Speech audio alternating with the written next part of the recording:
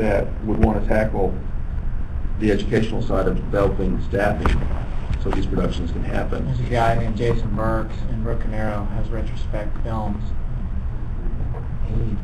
He ought to be in on these meetings. No, there's Nemo Pros, There's more, media, you know, there's Millennium, also Greg Price, there's more going on than any one person really realizes.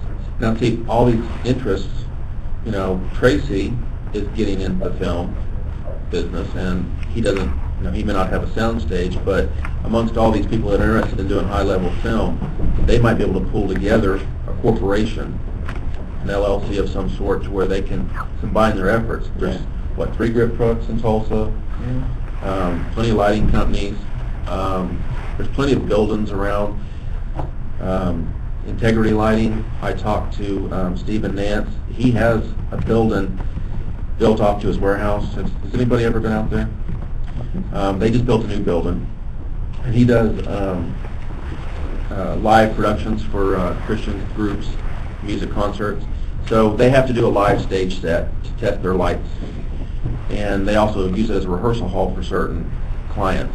And I dropped the bug in his ear. I said, when you're not using this space, what do you think about it being used as a sound stage? And he said, that'd be fine. He said, just tell me where I need to put extra power. What does the building need? Now, I don't have a bunch of money to put in it to make it a real sound stage, but we can get there. If I get somebody that says, I want to rent this as a real sound stage and pays me a good amount of money, I will make improvements to the building to make it for film. He will, or he will. See, Doug Scott, he was talking to some guys in L.A. about bringing a production out here, and they were looking for a place to actually build a sound stage and then just leave it. Because they were going to have enough money, that was going to be $1 million project, so they were just going to build the sound stage and leave it, and they were actually looking at the old Walmart on, or was it, I forgot. the one at 41st. Yeah, the one at 41st, and they were just going to take that building, turn it into a sound stage, and the garage area would have been offices, and then leave it when they were done, you know.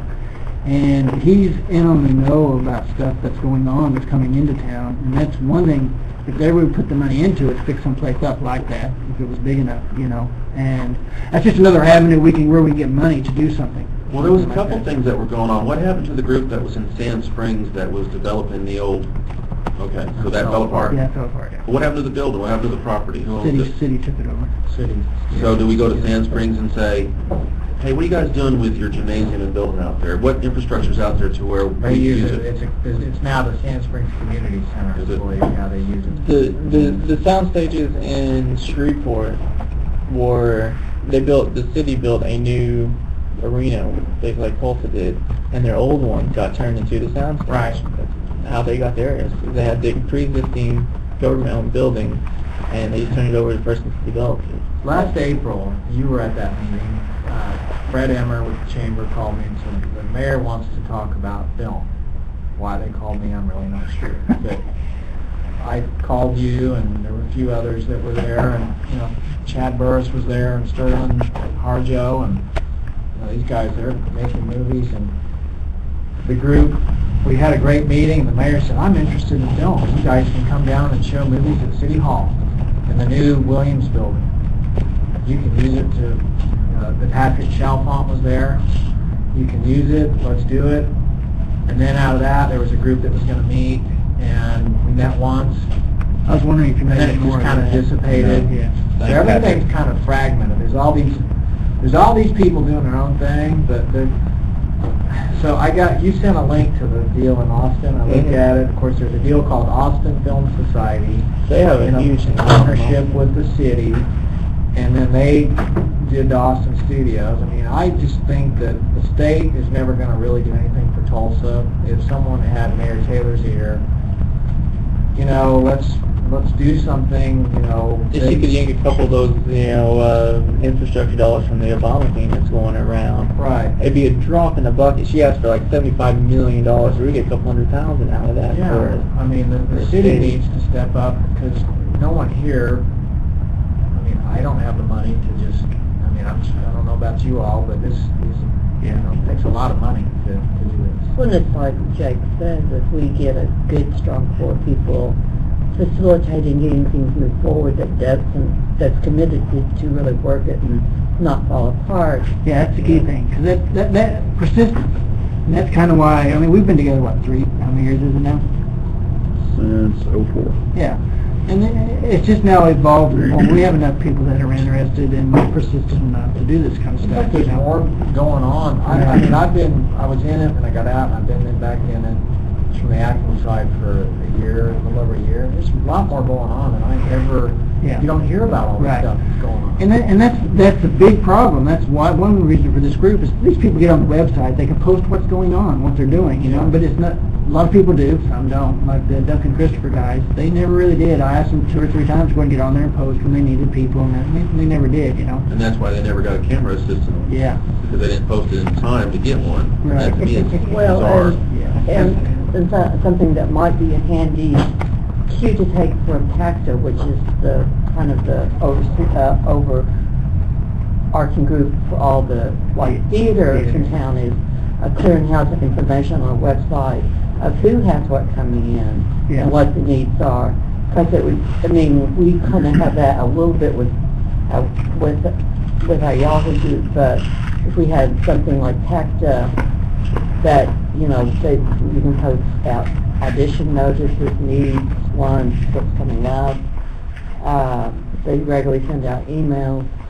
It keeps people in a more informational loop. Texas The has a theater- crew hotline, a cast hotline. The theater community here is a lot tighter knit than the film community is. But it's taken, and I've been in the theater community for on and off since the 70s, and we never were that connected as they are now with TACTA. So to get everyone tethered, where, like you said, there's a group here, group here, group here, group here.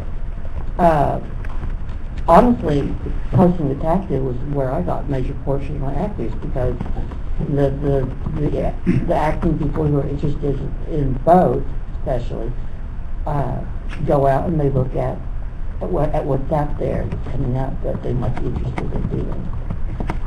Yeah, and when they get the subgroup together, there is about 1,000 people on the website now, so that's a good force of people, because it doesn't take a whole lot of people calling into senators and state senators and congressmen and stuff to actually get their attention, you know. So that's something when stuff does get going, that's a tool to use, you know, because you won't get everybody calling in when you send out a Has post. Patrick Chalfont, and he's a Tulsa film commissioner, to some of these meetings.